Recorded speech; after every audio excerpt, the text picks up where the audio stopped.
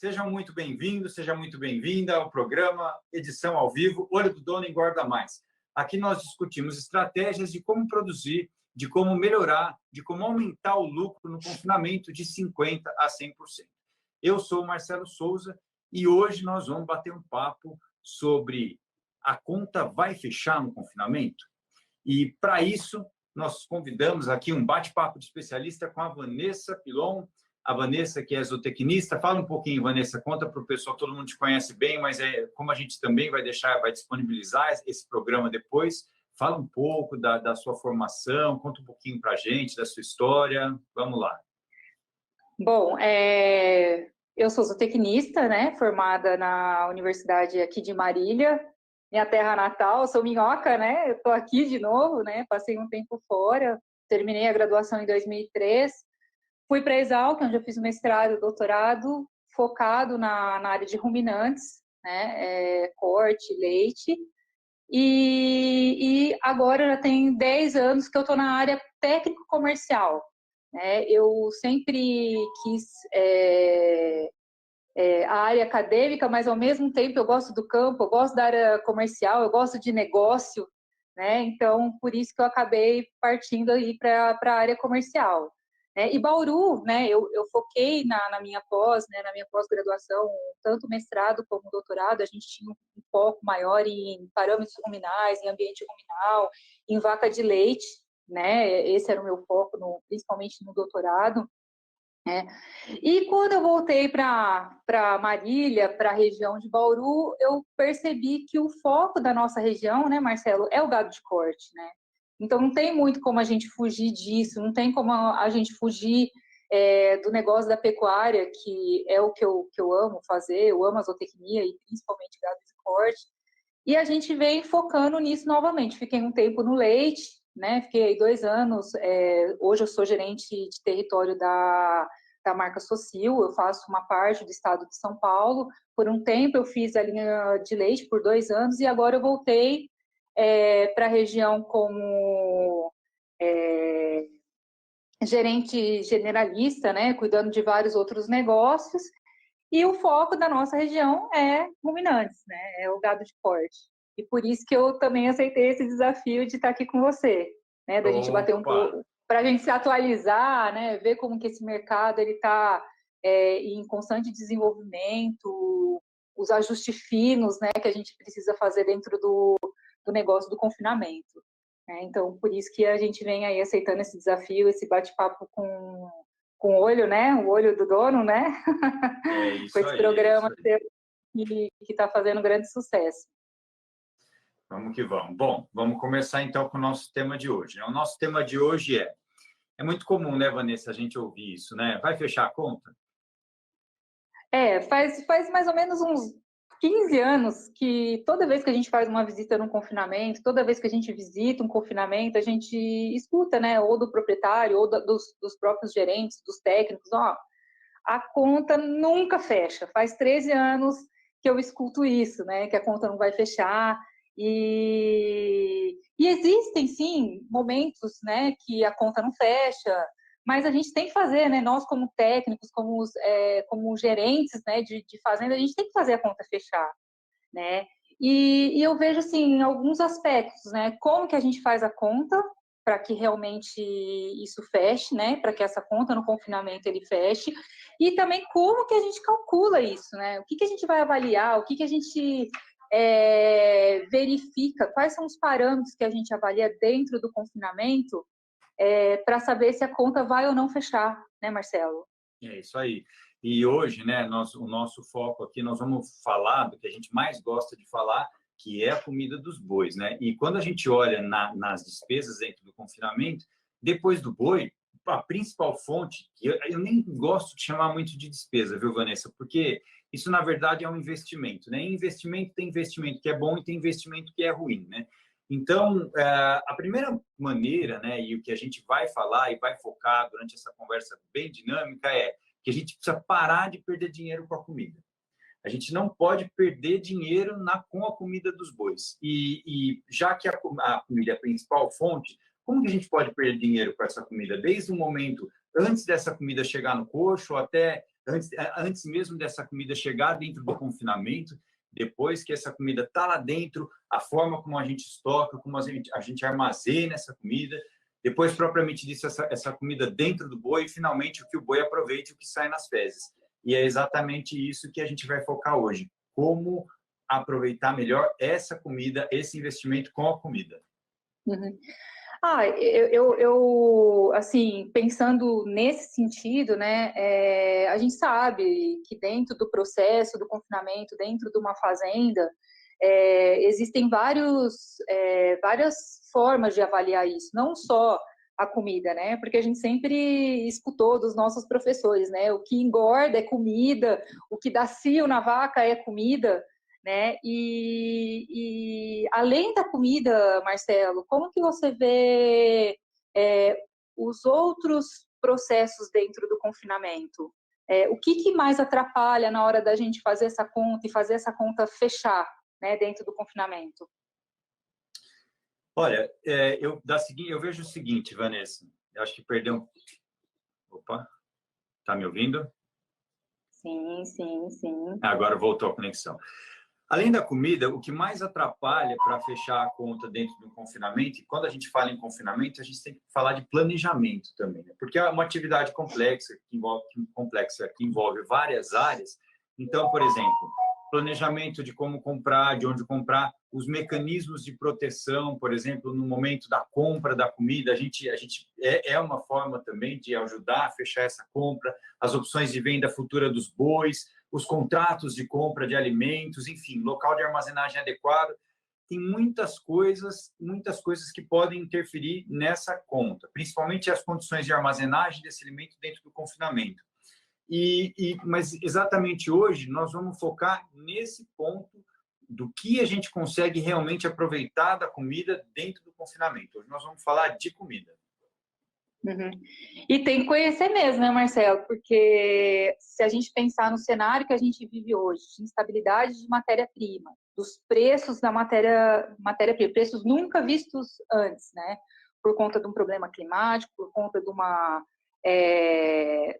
grande demanda, né, por esses ingredientes, né, os ingredientes da dieta do confinamento, né? E é isso, o que a gente tem que fazer é conhecer o que a gente está oferecendo, né? A gente precisa conhecer para oferecer para esse animal o de melhor, o que ele precisa, o que vai fazer com que ele tenha o retorno disso no final do confinamento, que é onde a gente faz a conta depois. A gente planeja, mas nem sempre, né? A gente brinca, né? O papel aceita tudo, né? O papel aceita tudo, mas e aí? Como que a gente faz lá na prática? O que a gente precisa avaliar? O que a gente precisa conhecer do nosso alimento? Eu acho que assim, até gosto de fazer uma brincadeira, um paralelo, né? Tem que conhecer o alimento de uma forma bem profunda mesmo. É mais ou menos assim. Bom, chegou minha filha em casa, trouxe o namorado aqui. O namorado veio para dentro de casa, opa, vai ser parte da família, será que vai casar? Sempre tem a chance, né? Então, você tem que conhecer o alimento do boi, assim como você tem que conhecer o namorado da sua filha, no maior número de detalhe possível, todas as características, onde tem problema, onde não tem, porque, afinal de contas, eu tenho que saber o que eu estou mandando para dentro do boi, porque se eu penso que é uma coisa e é outra, lá na frente vai dar problema, né, Vanessa?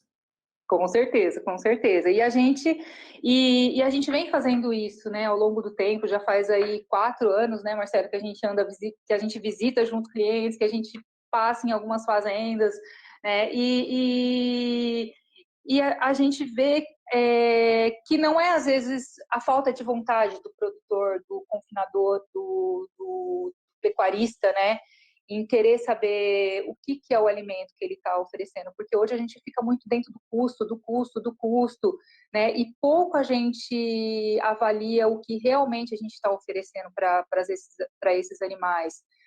Na questão principalmente de bromatologia, por exemplo, o que esse alimento tem?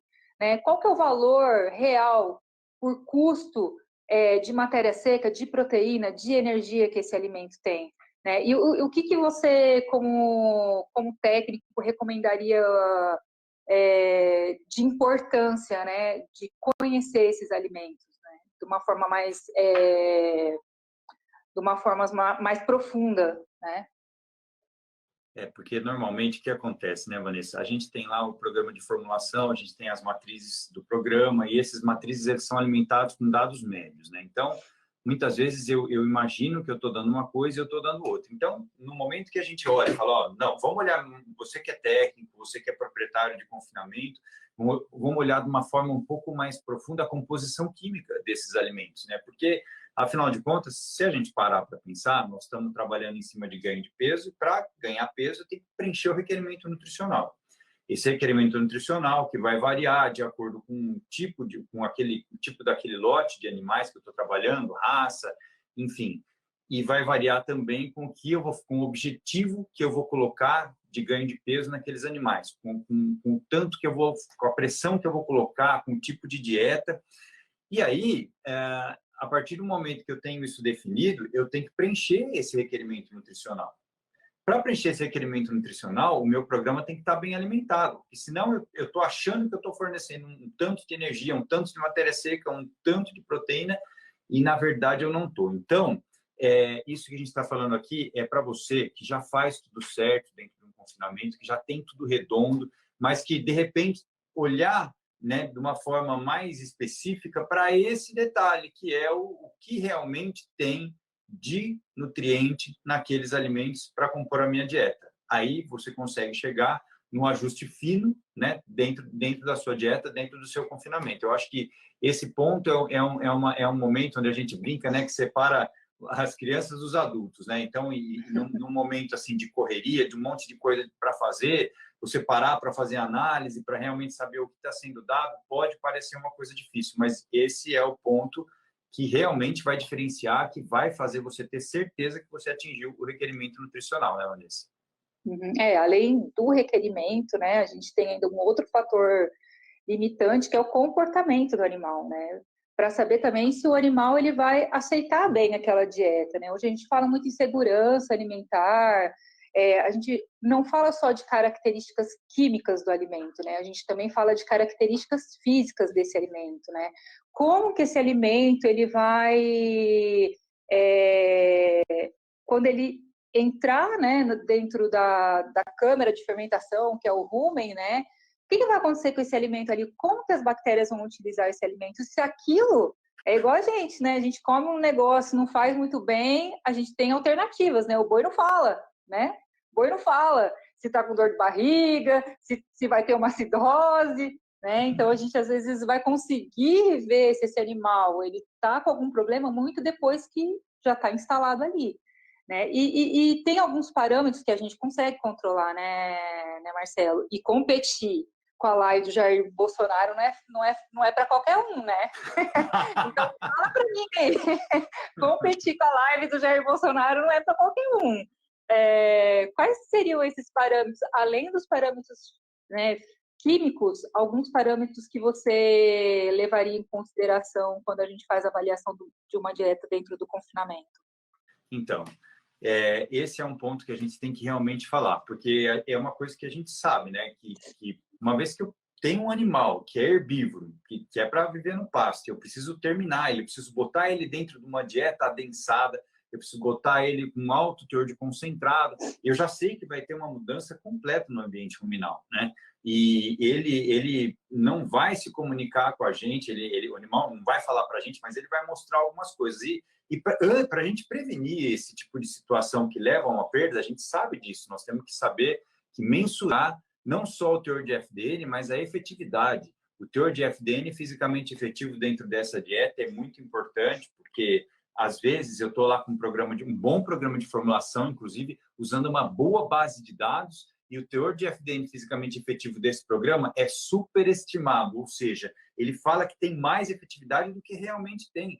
Pelo próprio tamanho de partícula, a gente já sabe que alguns alimentos não têm aquela efetividade toda, como, por exemplo, algumas matrizes que alimentam de maneira errada a polpa cítrica. E se eu não tenho efetividade no rumen, né, Vanessa? Você sabe disso, a gente sabe. Vai toda a ruminação, toda a mastigação, a salivação, e lá no final o pH ruminal vai ser influenciado. Ou seja, quanto menor a fibra efetiva, menor o pH. E esse ajuste que eu faço, que eu sei que eu tenho que fazer, ele só vai estar certo se eu tiver medido, se eu conhecer o teor de FDN fisicamente efetivo da minha dieta. E uma outra coisa que entra, que encaixa nesse conceito que a gente tem que lembrar e tem que falar, tem que deixar registrado aqui, é o teor de amido da dieta, né? Muitas vezes nós lidamos com desafios de dietas com alto teor de amido e, assim, com chance de mudança de pH ruminal importante. E aí, esse animal, né, essas dietas que são fortes em amido, principalmente em milho, muitas vezes a gente acha que o animal vai performar melhor, mas, na verdade, como eu não sei exatamente, eu estou trabalhando no limite, né? Vamos supor que eu tenho um manejo muito bom no meu confinamento, está tudo redondo, então eu quero ir no limite. Eu botei aqui 12% de FDN fisicamente efetivo, com 6 tratos por dia. Tudo bem, o manejo é bom, a dieta está feita, mas realmente eu estou dando esses 12%, e é por isso que a gente chama atenção. Quanto maior o desafio, maior eu tenho que conhecer esse ingrediente para poder botar um animal sobre esse desafio e ter resultado de ganho de peso. E aí minha dieta realmente vai performar da maneira como eu espero, né? Porque esse desafio ele afeta toda a microbiota do rumen, os micro-organismos, né? Toda a degradabilidade dos alimentos, a digestibilidade lá no final e, em última análise, eu posso estar melhorando ou piorando o aproveitamento da minha dieta, né, Vanessa? Sim, sim, com certeza, né, Marcelo? Porque o programa, quando a gente faz, formula a dieta, quando a gente imputa os dados ali para calcular o programa, ou se a gente for fazer isso na mão mesmo, porque a gente sabe as exigências dos animais, né? A gente tem que considerar que o boi ali é como se fosse um atleta, né? Eu e o Marcelo, a gente gosta de esporte, a gente está sempre conversando sobre isso, né? E a gente fala que o boi é um animal que aguenta muito desaforo, né? Porque às vezes a gente está fazendo algo totalmente errado com ele e ele está ali, firme e forte, produzindo carne ou produzindo leite, fazendo aquilo que ele é destinado para fazer, né? E quando a gente fala em performance animal, automaticamente a gente fala em quê? Dentro da pecuária, dentro do nosso negócio, que é o confinamento que a gente está falando, a gente fala em lucro. Não tem como não falar em dinheiro, porque se o produtor confina, né, se o pecuarista está ali querendo colocar os animais dele no confinamento, é porque ele quer ter um retorno disso, né? E vendo esse animal como um animal atleta, né, um ruminante atleta, ele é um animal que precisa ter alta eficiência aí, né, Marcelo? E aí, como que você vê esse animal quando ele está lá no coxo, com a comida pronta, ele tem que comer aquilo que está ali, ele não tem como mudar, porque ele não seleciona, né? Ele seleciona um alimento, mas ele está preso, né? Ele não tem como procurar o que ele vai comer, ele tem que comer o que está sendo oferecido para ele, né? Eu acho que é exatamente esse olhar que a gente tem que ter. Tem que olhar para um boi no confinamento como se ele fosse um atleta olímpico mesmo, que está ali para dar o seu máximo. E quando eu falo em dar o máximo, eu tenho que considerar não só o animal, por exemplo, porque dentro de qualquer lote, de qualquer curral de confinamento, eu tenho os animais que são os 20% dominantes, depois eu tenho os animais que estão ali no meio normal e os 10% dos animais que são submissos, que são os animais que vivem numa situação de estresse, os animais que apanham. E só o fato deles viverem nessa condição de estresse, porque eles não conseguem chegar no coxo exatamente a hora que eles bem quiser, porque tem uma hierarquia a ser respeitada ali, e é claro que hierarquia é bom, né? Mas nesse ponto nós estamos falando assim de maximizar a performance também desses animais que são submissos e que muitas vezes vão comer diferente dos animais que chegam primeiro no coxo, se eu tiver algum problema, por exemplo, de mistura na minha dieta, né? Então, quando eu olho para um confinamento, eu falo assim, opa, peraí, nós viemos aqui para conversar ou para ganhar dinheiro? Nós viemos aqui para ganhar dinheiro. Então, quando eu olho minha dieta lá ao fundo mesmo, me ajusto, por exemplo, o FDN fisicamente efetivo com a taxa de amido, deixo isso tudo muito redondo, eu garanto que esses animais que já estão sob estresse, e esse próprio estresse já leva a uma mudança do ambiente ruminal, a uma desbiose, né? Esses animais conseguem se alimentar da mesma forma que os animais que chegaram primeiro. Então, só para fechar, né? Lembrando que confinamento não é natureza. Confinamento é onde você bota o motor sob pressão total. E aí tem que estar tudo em ordem. A lubrificação tem que estar boa, a refrigeração tem que estar boa, né? Porque qualquer coisa que tiver fora vai exigir desse animal, desse motor mais, ele vai consumir mais energia e vai ganhar menos peso.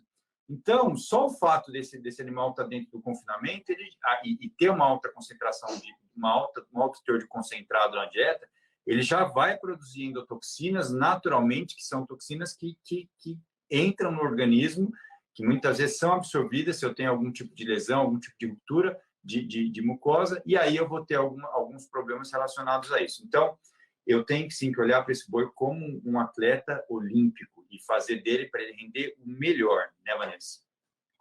Então, Marcelo, até é uma das coisas que a gente comenta muito isso, né? E pouco visto isso no campo. Não falando de confinamentos especializados, porque a gente tem tantos os confinamentos mais especializados, com controle muito bem ajustado, mas a gente tem aquele pecuarista que quer começar, que quer iniciar, que tem vontade de fazer o negócio próprio dele, né?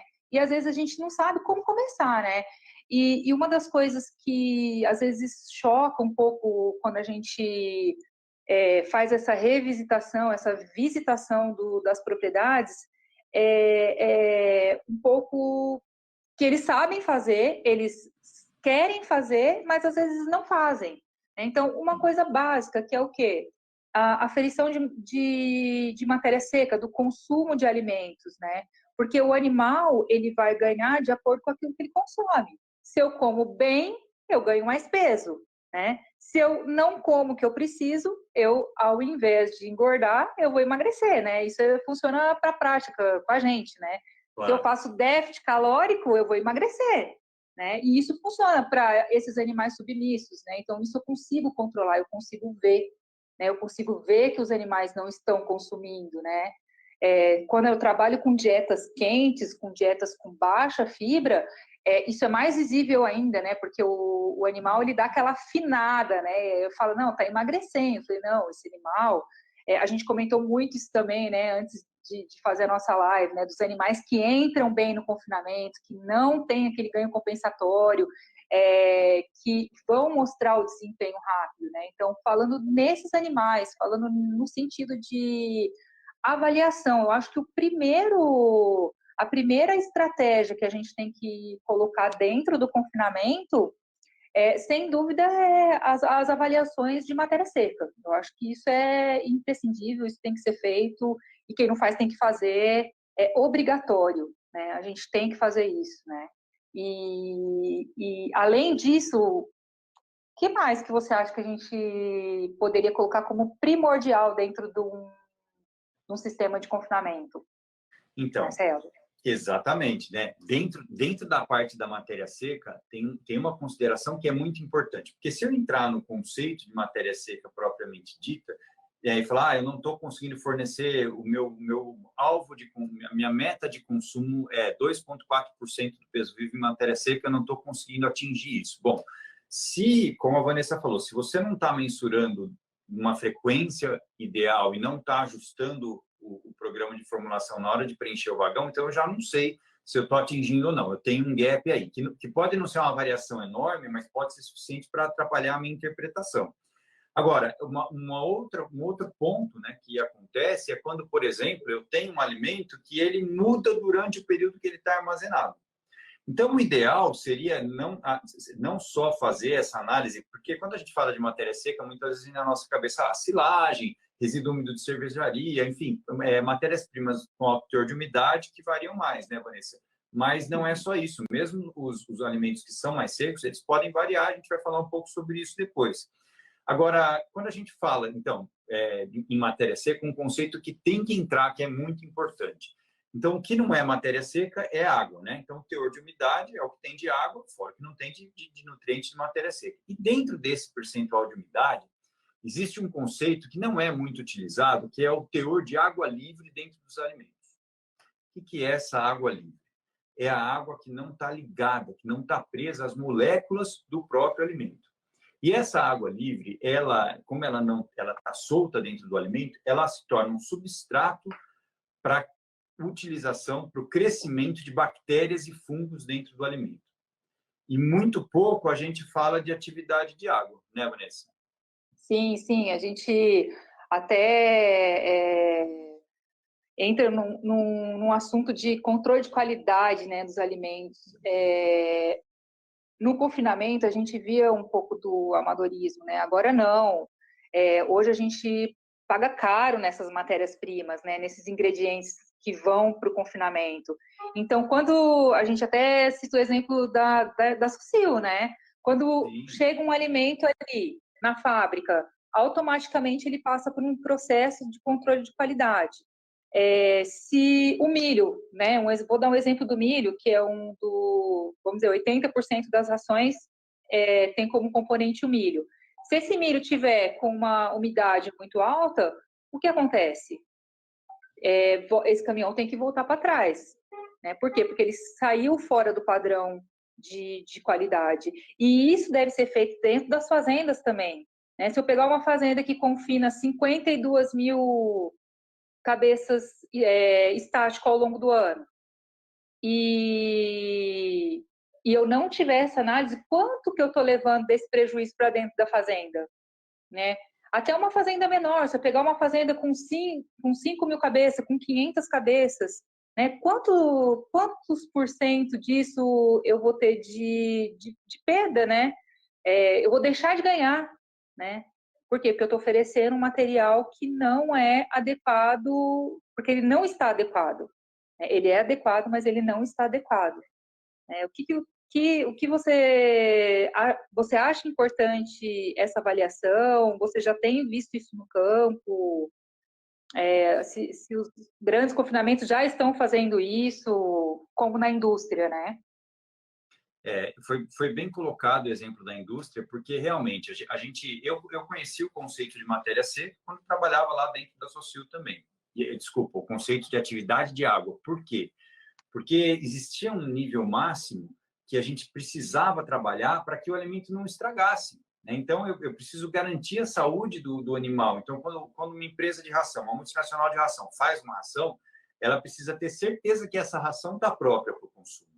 E o parâmetro atividade de água me diz se esse alimento está próprio ou não. Então, como eu extrapolo isso para o confinamento? Se eu vou comprar um milho, por exemplo, em vez de eu pegar eu posso fazer uma análise visual, eu posso só negociar e só ver a hora que isso chega na propriedade, mas eu posso acessar o teor de atividade de água livre desse milho. E depois que ele chegou dentro do confinamento, eu também posso continuar verificando isso. Por quê? Porque se eu tiver uma água livre maior que 0,7, ou seja, significa se a atividade de água está maior que 0,7, significa que 70% daquela água está livre para as reações indesejadas. E aí eu vou ter o crescimento dos fungos, e os fungos produzem as micotoxinas. Mas, além disso, todo alimento que tem atividade de água alta, ele permite que exista uma fermentação. Como assim, Marcelo? Uma fermentação de bactérias, uma fermentação de micro-organismos que estão no ambiente, que estão em todo lugar. Porque nós estamos falando de situação de campo, o alimento é colocado no chão, a gente sabe disso, mesmo quando ele está no silo, mesmo quando ele está no transporte, esse alimento, ele vem, a carga microbiológica dele vem aumentando. E o que impede que exista fermentação? Se tem pouca água livre. Se tem muita água livre, fermenta. E o que acontece quando fermenta? O que essas bactérias fermentam? Fermentam açúcar, carboidrato solúvel, fermentam proteína. E esses carboidratos, essas proteínas, elas seriam utilizadas dentro do organismo do animal. Então, o que eu estou perdendo com a fermentação é matéria seca, por quê? Porque essas bactérias fermentam açúcar e produzem água e gás carbônico, CO2 e água, e calor, né, como resultado do processo fermentativo. Se eu consumo açúcar e produzo água, então, se as bactérias consomem açúcar e produzem água, então o teor de matéria seca desses alimentos diminui. E elas também consomem açúcar, que é fonte de energia. Então, como resultado final, eu achava que eu tinha, por exemplo, uma polpa com tantos por cento de NDT. E ela está esquentando. Por que ela está esquentando a polpa lá no estoque? Porque ela está com atividade de água mais alta que 0,7 e porque isso leva as bactérias que estão ali a entrar em processo de fermentação. Então, o teor de NDT dela já não é mais o mesmo. Agora, se nós estamos falando aqui de aumentar o lucro no confinamento, e a chamada é aumentar o lucro de 50% a 100%. Nós vamos fazer essa conta até o final. E aí, eu tenho um alimento que não tem aquilo de NDT, eu tenho outro alimento que também está esquentando, eu tenho uma silagem, eu tenho pequenas variações em todos os componentes da minha dieta. E aí, quando chegar lá no final, a minha dieta simplesmente vai estar diferente. A minha dieta oferecida simplesmente vai estar diferente da minha dieta formulada, né, Vanessa? Uhum. Não, e assim, até dar boa noite aí para uma turminha que está entrando, o Eduardo, que fazia muito tempo que a gente não se fala, o Lanza. Oi, seja bem-vinda, grande Lanza. E pensando nisso que você está comentando aí sobre fora o risco, né? Que o próprio local de armazenamento ocorre, né? Ele pode... A polpa pega fogo, gente, entendeu? É mais ou menos isso, o trem pega fogo, né? Então, assim, fora essas observações que a gente tem que fazer, né? Quando eu tenho consumo de energia que não é do animal que está consumindo aquela energia, né? Automaticamente, o que vai acontecer? Essa dieta que eu formulei lá no programa, que tinha uma estimativa, que tinha uma estimativa de ganho, né? Ela já não é mais a mesma dieta, né, Marcela? Ela já é outra dieta, e às vezes nós somos cobrados disso, né? Nós, como técnicos, gerentes de fazenda, mas você falou para mim que ia ganhar 1.800 e ganhou 1.400, né? E aí, como que eu explico isso, né? E é esse ajuste fino que a gente está falando, né? Esse ajuste fino, falar daquilo que... Não vou falar nossa frase, hein, Marcela? É só no final, hein? É verdade.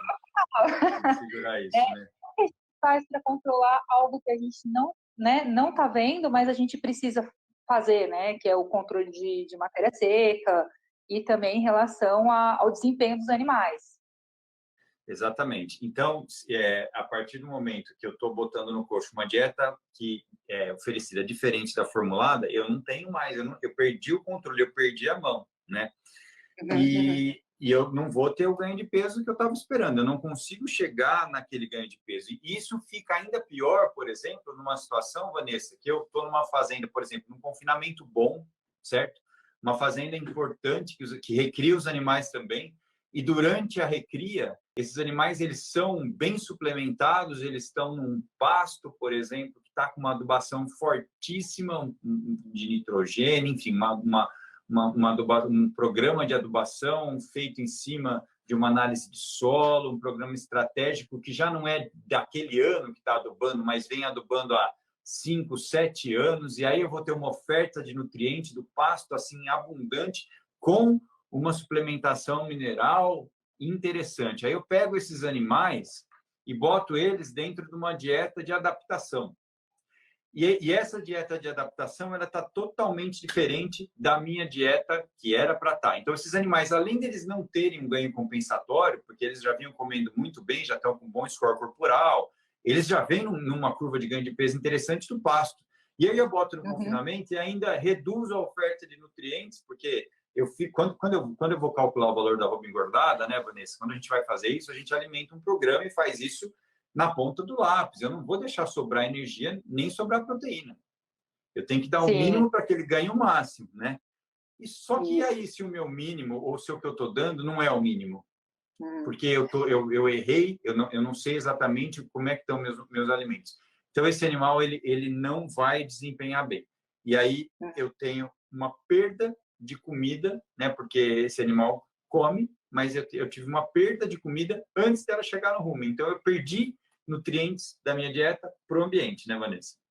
E até, Marcelo, tem uma pergunta aqui do Danilo, que ele fala, né, o que eu tenho que fazer, né, quais são como que eu faço essa análise da atividade da água, em que momento, qual que é a análise, se eu mando para o laboratório, se eu faço na fazenda, como que é isso, Marcelo? Porque essa é uma decisão que a gente tem que tomar, quando eu recebo esse material, ou até pedir essa análise para o fornecedor.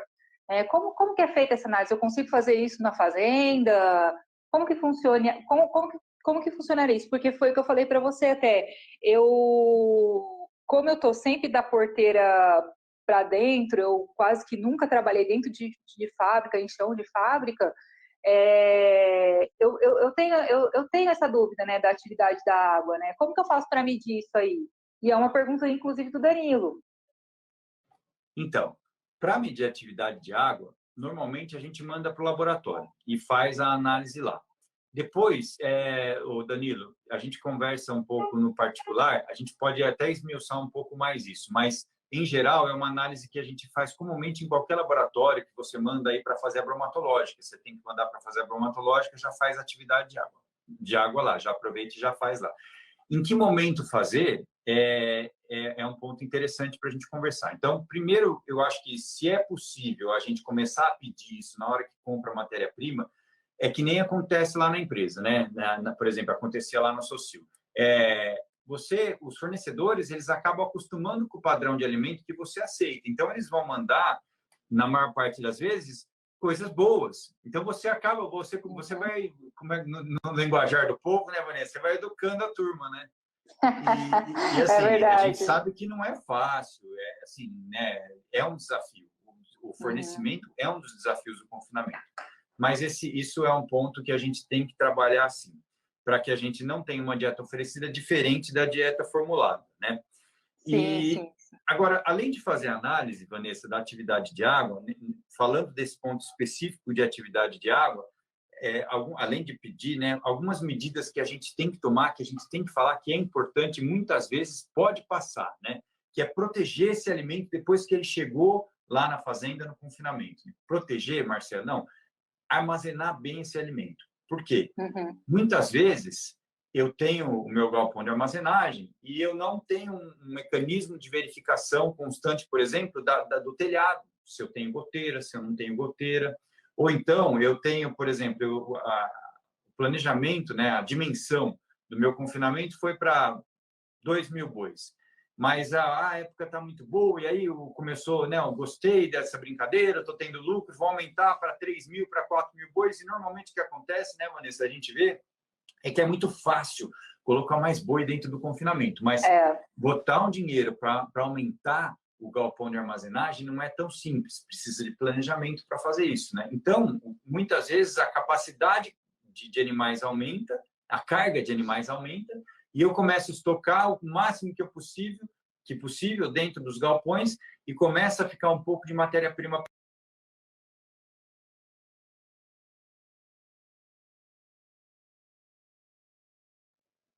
Ainda com o Marcelo não tá. Não tá. Opa, voltou. Professor Núcio, Albino, sejam bem-vindos aí à nossa live. O Túlio também passou aí rapidinho, tá por aí. Sejam bem-vindos.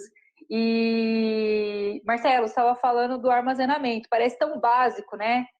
Parece tão... Isso a gente faz com os olhos fechados, né? Todo mundo faz, né? Todas as fazendas fazem, né? Do pequeno ao grande. E é um assunto que a gente fala, mas ainda a gente continua vendo erros de armazenamento, né? Que a gente tem aquele alimento em contato com a água da chuva, em contato com a umidade, né, do ar, principalmente nessa época do ano, que agora, né, é fácil falar, não é tão fácil assim, porque a gente não está falando em preço de reposição, a gente está falando que tem boi para comprar, né? E é fácil, né? Para realmente colocar animais no confinamento, mas não planejar de forma estruturada o crescimento, né? O crescimento da onde eu vou armazenar a minha comida, dos meus armários, né? Onde que eu vou guardar a minha comida, né?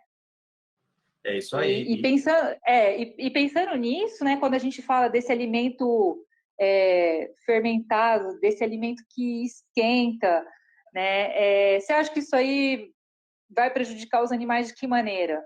Só na palatabilidade do alimento? Só o animal vai deixar de comer porque está quente, né? Ou também tem outros problemas, né? A gente sabe que tem outros problemas, né? Quando esquenta, tem proliferação de outros tipos de bactérias indesejáveis, de fungos, que podem aí causar, além de um problema para o próprio alimento, né, que a gente vai estar perdendo os nutrientes, perdendo as as entidades bromatológicas desse alimento, e, por um outro lado, a gente também tem um problema sanitário, né? Fala um pouquinho para a gente disso aí, como que é a sua visão disso agora, que a gente tem focado mais, né? Que já é um assunto bem difundido, que são as micotoxinas. Como que você tem trabalhado isso no campo? É exatamente esse o ponto, né, Vanessa? Quando eu tenho a alta atividade de água e proliferação de fungo, eu vou ter produção de micotoxina, né? Então, não só, por exemplo, nos alimentos úmidos, né, como uma silagem. Muitas vezes eu chego numa silagem e eu vejo a colônia do fungo ali, né? Agora, ter micotoxina no alimento é muito diferente de ter uma contaminação, um alto teor de unidade formadora de colônia, de ter uma parte do alimento mofada, estragada, porque o fungo eu vejo. Muitas vezes eu tiro, né? Eu tiro o que eu vejo, mas eu não está ali só o que eu vejo. Agora, as micotoxinas eu não vejo. E nós viemos aqui para falar hoje de um ajuste fino. Lógico que quando tem um problema sério de fungo, eu posso até ter surto de morte de animais, com uma contaminação fortíssima por micotoxina. Mas a ideia é falar, é alertar vocês que mesmo quando eu tenho teores médios, eu tenho prejuízo no ganho de peso. Porque eu não enxergo, eu não sei que essas micotoxinas estão ali, né? Mas elas estão. E aí, o que acontece? Esse animal, ele come essas micotoxinas. Então, se eu quero aumentar o lucro dentro do meu confinamento e estou fazendo todo o ajuste lá atrás para conhecer melhor a minha dieta, os meus ingredientes, se eu estou comprando melhor esses ingredientes, se eu estou misturando, se eu estou distribuindo melhor a minha dieta, agora chegou dentro do rumen, né? Dentro do rumen que está assim sobre uma forte demanda pela alta densidade energética da dieta e que realmente vai ter um consumo constante de micotoxina. Essa micotoxina, como ela atua no organismo do animal? Ela é absorvida. Ela é absorvida e ela vai para o fígado. Quando chega no fígado, existe um processo de detoxicação, ou seja, ela precisa ser eliminada. O animal precisa tirar ela, né? Precisa mandar ela embora. Ela entra como um corpo estranho. E tudo bem, chega lá no fígado, o animal consegue fazer isso e elimina ela, ele neutraliza e elimina ela. Bom, muito bem. E por que isso é importante, então? Porque para fazer isso, existe um gasto de energia. Se nós estamos falando num atleta olímpico, ou num boi, ou num motor, num carro de alta performance, onde toda a energia do sistema precisa ser convertida em performance, então esse é um ladrão de desempenho, que pode roubar de 10% a 20%, por exemplo, de ganho de peso, só nesse processo de detoxicação. Olha só o tamanho da importância disso, Vanessa. Uhum. E às vezes, né, gera muita confusão, porque quando a gente fala em lucro, né, a gente também fala assim, eu preciso comprar mais barato, eu preciso comprar mais barato, eu preciso comprar uma reposição mais barata, eu preciso comprar um milho mais barato. Claro, a gente precisa, sim, fazer um equilíbrio dos custos de matérias, né, de matéria-prima, mas, assim, tem muita confusão, né, muita essa confusão no campo, né, de que, será que é melhor eu comprar o que está mais barato? Né? Será que é melhor? Às vezes a gente tem até um amigo em comum, né, que ligam para ele, porque ele tem caminhões andando aí nas rodovias e falam assim, tô com milho aqui, pegou fogo a polpa, levo para você, não levo, né, vai pagar só o frete, né? Será que vale a pena, Marcelo, a gente falando nisso, né, o quanto a gente tem de problemas depois que esse alimento chega na fazenda com essas características indesejáveis, com essas bactérias que eu vou estar trazendo para dentro da minha, do meu armário, né, da minha despensa, né, como que você vê essa relação do custo e benefício, né? Será que esse alimento que eu estou pegando lá na beira da estrada, mais barato, que teve algum problema, vai ser bom para mim? Vai ser bom para o meu confinamento? Então, né, Vanessa, esse é um ponto muito interessante, porque a gente tenta corrigir um problema contábil ou de viabilidade do negócio, tentando pagar cada vez mais barato, e esse é um jeito errado de fazer isso. Por quê? Porque não resolve. Porque a hora que você fecha a conta, se você comprou um alimento que tem mais de 0,7, de 70% de água livre, ou mais de 0,7 de atividade de água, ou um milho que está muito carregado de insetos de caruncho. Esse caruncho come nutriente, produz água, aumenta a umidade dentro do grão, lota de micotoxina quando tem caruncho no grão. Então, eu tento resolver o problema abaixando o custo, mas eu estou levando muito mais desafio para dentro do animal. E esse é o jeito errado, e você só vai constatar isso, se você continuar insistindo nesse erro, a hora que fecha a conta, porque aí você vai ver quanto foi o valor da arroba engordada, não só o valor da tonelada daquela matéria-prima. Então, até alguém, falando desse nosso amigo em comum, né, Vanessa? Outro dia alguém falou assim para ele, olha, de repente é melhor você pegar isso que é de graça e jogar para adubar a pastagem, do que botar para dentro do boi. Isso para a gente, assim, às vezes é uma coisa que é uma quebra de paradigma para você que é gestor de confinamento, para você que é proprietário, principalmente, é uma quebra de paradigma, porque, por exemplo, resíduo de panificação, que muitas vezes vem com colônias de fungo a olho nu. Resto disso, resto daquilo, onde eu não tenho uma constância de nível nutricional nenhuma, cada hora vem de um jeito, né?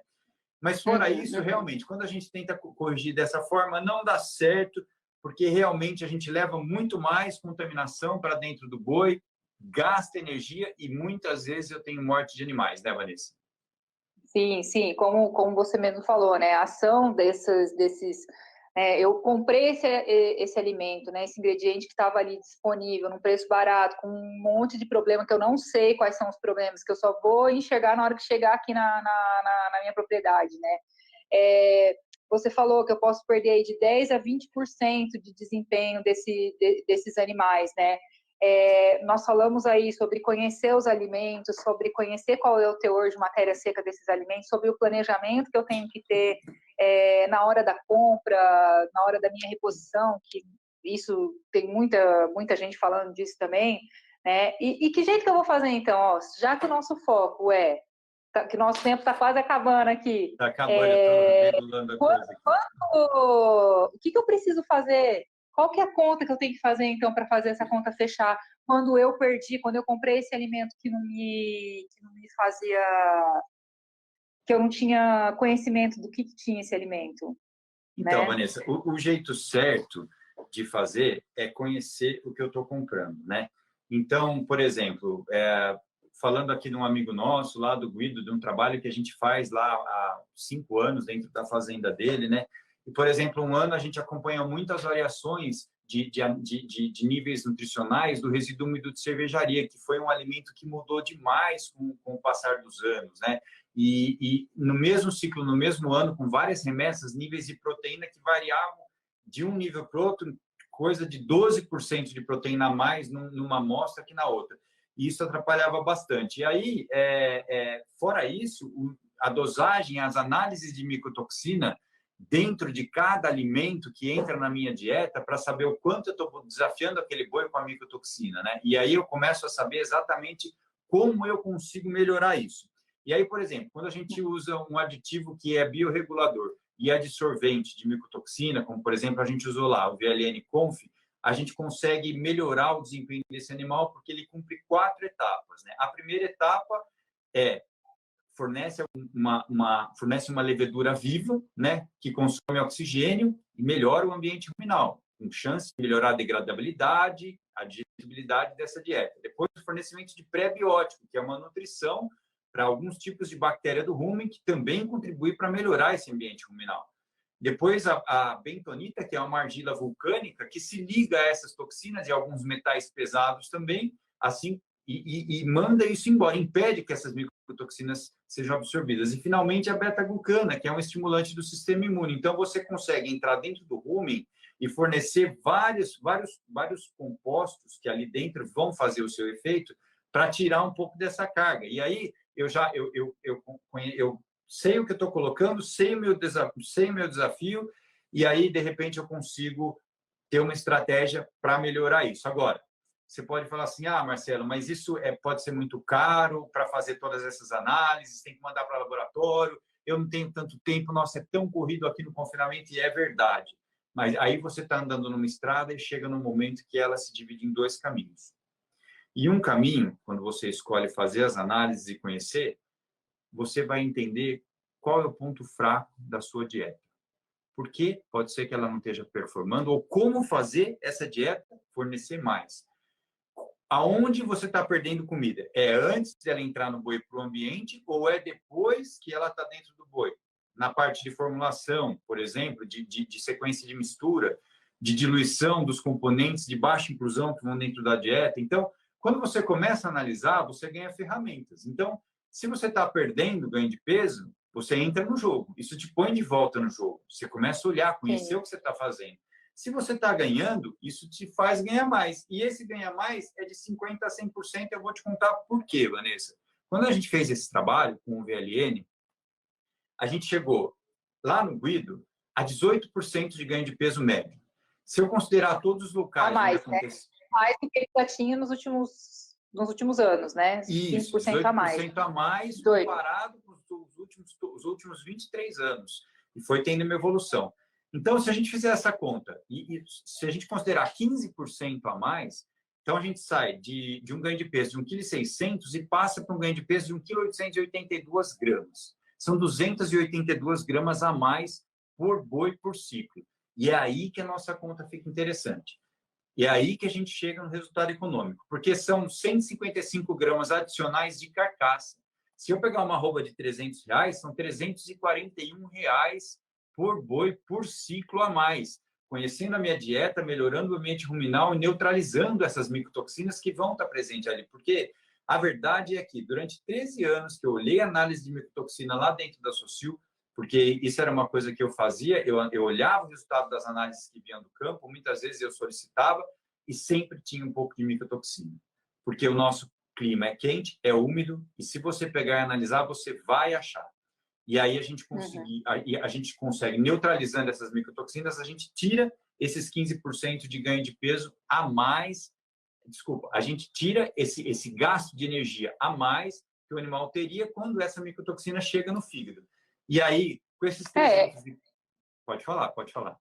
Não, pode falar, pode falar. Eu ia falar assim, que aí, com esses R$341 a mais, Vanessa, vamos pensar assim, hoje, quanto você acha, na tua média da tua região, quanto você acha que está o lucro bruto por boi no confinamento aí na tua região? Então, a gente sempre, né, usa alguns parâmetros, né, do mercado, né, e a gente fala assim que se num confinamento a gente estiver tendo um lucro aí líquido de R$250 por cabeça, né, a gente já está tendo um baita no confinamento, um baita de um lucro no confinamento, né, mas se a gente conseguir uma arroba a mais em tempos de arroba R$300, claro, a gente tem que levar em consideração que o nosso custo operacional, o nosso custo da dieta também é maior, né? Então, tudo está superfaturado, né? Então, a gente tem que levar em consideração isso também. Então, assim, se a gente conseguir uma arroba a mais de peso, que a gente ganha em volume, né? Se são 500 bois com uma arroba a mais, são 500 arrobas a mais no confinamento, né? Exatamente. E esses R$341 em cima dos 200 é mais que 100% de lucro a mais. Então é isso. Sim. Atuando dessa forma, você vai aumentar o lucro de 50% a 100% no confinamento. Mesmo que você tenha custo de oportunidade, de comprar uma matéria-prima muito barata, de ter uma verticalização, de repente com uma agricultura que é da tua propriedade também, e aí o teu custo de arroba engordado é bem menor, pelo menos 50% de lucro a mais você vai ter. E aí chegou a hora daquela frase, Vanessa, o que a gente tem que fazer para aumentar o lucro de 50% a 100% dentro do confinamento, né? Lembra? A gente